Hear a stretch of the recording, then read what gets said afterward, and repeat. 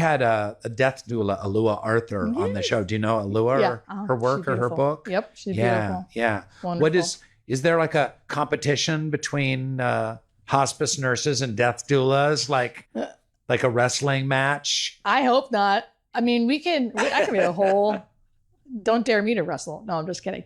I hope not. I think people think that a lot. And unfortunately, what I think is a hard part about like death doulas versus hospice nurses, right, is hospice nurses are covered by Medicare. Like hospice is all covered by Medicare. That's who pays them, right? And Medicare right now is not like acknowledging death doulas. So the only people to pay death doulas would be like family out of pocket. And I think that's a hard thing to do for most families, to pay extra for a death doula. I think they're needed completely. And I wish Medicare would have them join a part of the hospice team. So I recently said, I was on Seth Meyers' talk show, and I said that I was going to quit acting and be a death doula because I read the article. I'm fascinated by this world, and I think it would be a lot of help. And I in my book I write about the passing of my dad, and I get people all the time who say that was such a beautiful chapter in the book, and I lost so and so, and like you could see the longing, and they're like, what do you think? And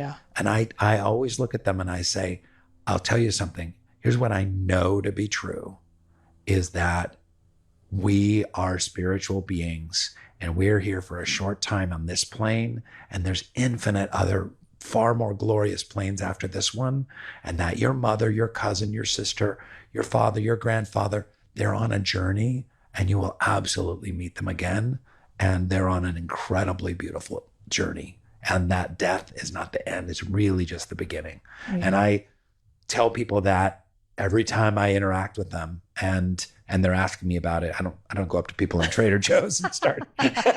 But and I can see the peace it brings. Yeah. People want to know that there is meaning to all of this. Yeah.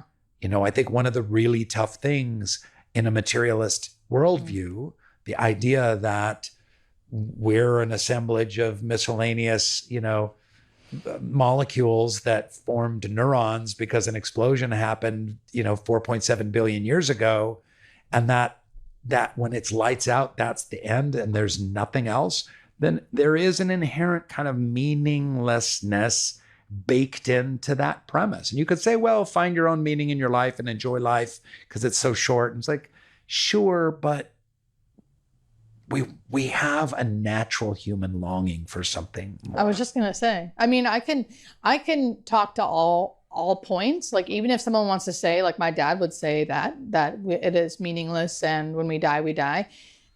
My point to that would be like, isn't it still beautiful? I mean, I have seen many people die with that belief, and it's still beautiful because your body knows how to do it. You have these people here with you, loving you.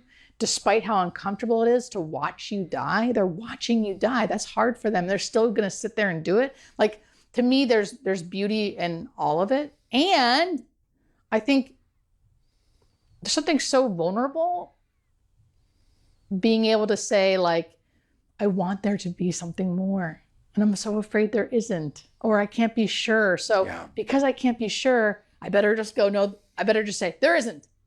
Because what if there is? And I don't know. I think you need to be a little vulnerable to be able to say, to long, to yearn, to hope, to wish, to want. And there is what psychologists call a hope deficit among young people. 40% of young people don't have hope that there's going to be some kind of better future ahead. And this is a form of hope, is that there is something more than the physical world. We had Sebastian Junger on the show last year. Did you read his book, In My Time of Dying? No, Rain, I'm so bad. I should read I just feel bad that I don't read other people's like death books. Well, no, this is very different. First of all, Sebastian Junger is one of the best writers of the English language. I mean, his sentences are like Hemingway, perfect. I love You should listen to the audio book. But he's devout atheist, and then he had a vision of his children and of the other side, and then he had a near-death experience. He saw his atheist father, scientist, standing by him in his hospital bed, had this kind of vision. And then even afterwards, he's kind of like, yeah, I don't know. Until people show me proof of God, I just don't think there's anything more. It's like, you experienced it. What more do you need? But it's a fantastic tale. What's it called again? In My Time of Dying. Okay. In my time of dying. Yeah. It's a beautiful book. Yes. Yeah. Well, I'm so glad that you do the work that you do. And I loved having this conversation.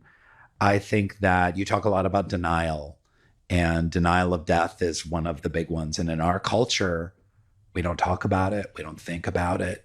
You know, when you read histories of what humanity was like, even like 70, 100 years ago, where like you're out in the farm, someone dies, like what do? You put them in the barn, or you put them in the living room. You don't want them in the barn. The raccoons might get at them. Like you have dead bodies around you all the time. You know, the infant mortality rate was at like 50%. So death was just a constant, thinking about it, dealing with it, grieving with it. Communities would spring up to help each other around it. We just don't have that dialogue. Mm-hmm.